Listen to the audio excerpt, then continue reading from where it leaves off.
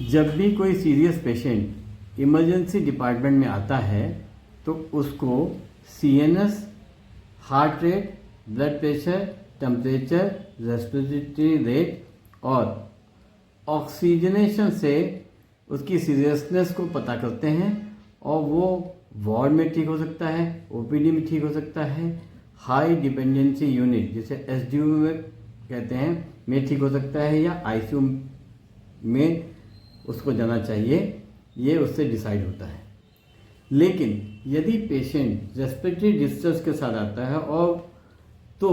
उसमें history general examination के साथ respiratory rate, sign of respiratory distress,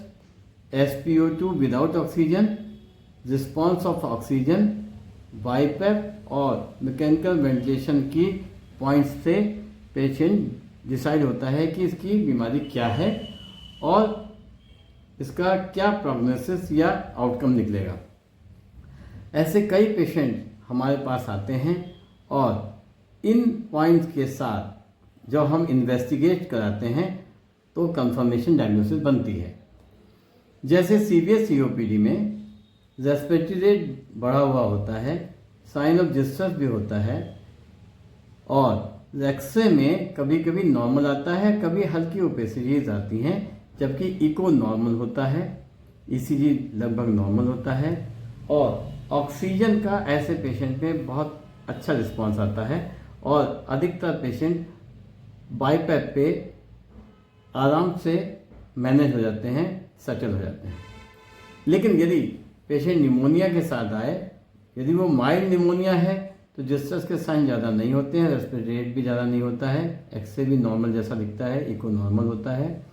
oxygen का बहुत अच्छा रिस्पांस होता है और कभी कभी उनमें बाईपैप की ज़रूरत पड़ती है। लेकिन यदि पेशेंट सीवियर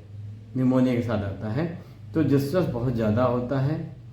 रेस्पिरेटरी रेट बहुत ज़्यादा होता है, बाइलेटरल वाइट लंग होता है, इको नॉर्मल होता है, ऑक्सीजन का रिस्पांस बहुत अच्छा नहीं आता। ऐसे पेशेंट मैकेनिकल वेंटिलेशन या वेंटिलेटर पे चले जाते हैं।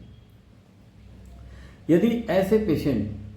यदि रेस्पिरेटरी डिस्ट्रेस के साथ आते हैं और फ्लूइड ओवरलोड होता है तो डिपेंड करता है फ्लूइड ओवरलोड किस वजह से हुआ है, रीनल फेलियर की वजह से हुआ है, कार्डियक कॉज है या मिक्स कॉज है या सीवियर सेप्सिस की वजह से हुआ है, इन्फेक्शन की वजह से हुआ है, तो उसमें एक्सरे नॉर्मल हो सकता है या एक्सरे में वाइट माइल्ड ओपेसिटी दिख सकती है, इको और ईसीजी नॉर्मल दिखता है। ऑक्सीजन का रिस्पांस डिपेंड करता है कि कितना फ्लूइड ओवरलोड है और प्राइमरी कॉज को यदि हम ट्रीट करें तो पेशेंट जल्दी से जल्दी सेटल होता है। यदि पेशेंट लेफ्ट वेंट्रिकल फेलियर या हार्ट फेलियर के साथ आता है तो इनिशियली तो रेस्पिरेटरी रेट ज़्यादा होता है और डिस्ट्रेस के साइन भी ज़्यादा होते हैं, एक्सरे में कार्डियोमेगाली मिलती है, इको ईसीजी में फाइंडिंग मिलती है। ये ऐसे पेशेंट भी बाईपैप और ऑक्सीजन का बहुत अच्छा रिस्पांस करते हैं और प्राइमरी कॉज ट्रीट करने पे ये जल्दी से जल्दी ठीक हो जाते हैं। लेकिन आज हम एक इन केसेस के अलावा एक डिफरेंट केस के साथ, एक रियल केस के साथ आपके सामने आए हैं जिसमें कि रेस्पिरेटरी रेट तो इसमें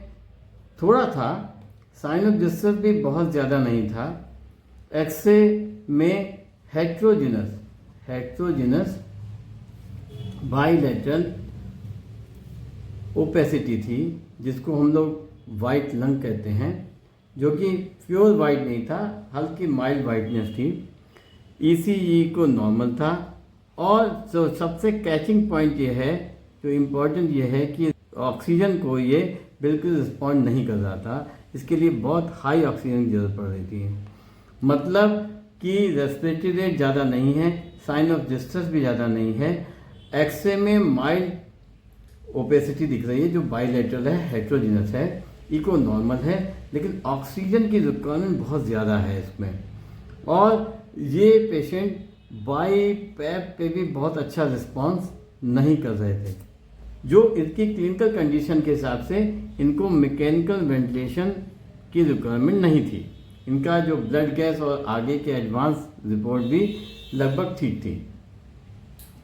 तो ये पेशेंट एक्चुअल में क्या है, आइए हम आपको ये सीटी स्कैन दिखाते हैं। और इस सीटी स्कैन में आप देखिए राइट साइड में आप देखिए मिडिल जोन और लोअर जोन में आपको लोकलाइज हनी कोम्बिंग दिख रही है, जबकि लेफ्ट में बेसल एरिया में भी हनी कोम्बिंग लोकलाइज दिख रही है। ये एक बायलैटरल ब्रोंकिक्टिसिस का पेशेंट था जिसमें बायलैटरल लोअर जोन का इन्वॉल्वमेंट था और राइट में मिडिल जोन का इन्वॉल्वमेंट भी था। आपने ये वीडियो देखा उसके लिए बहुत बहुत धन्यवाद।